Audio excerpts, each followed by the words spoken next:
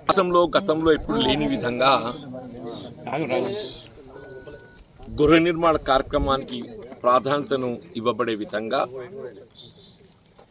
ప్రతి నియోజకవర్గంలో 3500 ఇండ్లు నిర్మాణం చేపట్టబడే విధంగా మొత్తం రాష్ట్రంలో ఏదైతుందో 4 లక్షల ఇండ్ల నిర్మాణము ఈ సంవత్సరం చేపట్టబడటం హర్షించదగ్గ విషయం.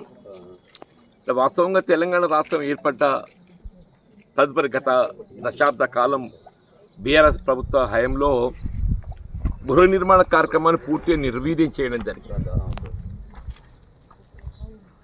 అంటే ఓ విధంగా అసలు గృహ నిర్మాణ కార్యక్రమం కనుమరుగైందని చెప్పక తప్పదంటున్నాయి. అసలు ఆ శాఖనే రద్దు చేసింది.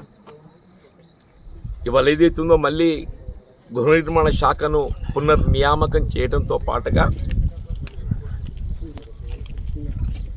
ఈ 25-26 ఆర్థిక సంవత్సరానికి సంబంధించి 4 లక్షల ఇళ్ల నిర్మాణ కార్యక్రమం చేపట్టబడటం, రాబోయే 3 సంవత్సరాల కాలంలో మొత్తం రాష్ట్రంలో ఇల్లు లేని నిరుపేద వర్గాలు ఎవరూ ఉండకూడదు అనేటువంటి ఒక ప్రణాళికతో సాచ్యురేషన్ ప్రాతిపదికన అంటే సంపూర్ణంగా ఏదైతుందో అందరిని ఇంటి వాళ్ళు చేయాలనేటువంటి ఒక లక్ష్యంతో మరి వాళ్ళ రాష్ట్రంలో కాంగ్రెస్ ప్రభుత్వం రేవంత్ రెడ్డి గారు ముందుకు పోవటం హర్షించదగ్గ విషయం, అభినందించదగ్గ విషయం.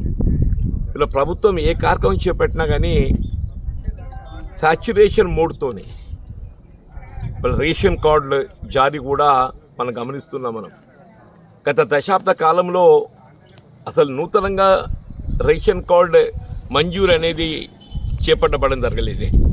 వీళ్ళ కళ్యాణ లక్ష్మి, షాదీ ముబారక్ మంజూరు చేసినా కానీ కేవలం ఆ కార్యక్రమానికే పరిమితమైన తప్ప రేషన్ కార్డు ఇవ్వడం జరగలేదు.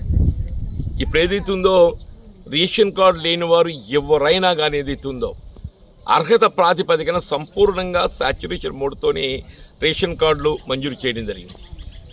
అట్లాగే ఇవాళ సన్న బియ్యం పంపిణీ కానివ్వండి, ఇవాళ నిరుపేద వర్గాలకు గృహ అవసరాలకు 200 యూనిట్ల వరకు ఏదైతుందో ఉచిత విద్యుత్ సౌకర్యం కూడా సాచ్యురేషన్ మోడ్ అని చెప్పండి. వీళ్ళ మహిళలకు ఉచిత రవాణా సౌకర్యం కూడా సాచ్యురేషన్ మోడ్ అని చెప్పంటారు. అట్లా 500 రూపాయలకే గ్యాస్ సిలిండర్ పంపిణీ చేయడం కూడా సాచ్యురేషన్ మోడ్ అని చెప్పంటారు.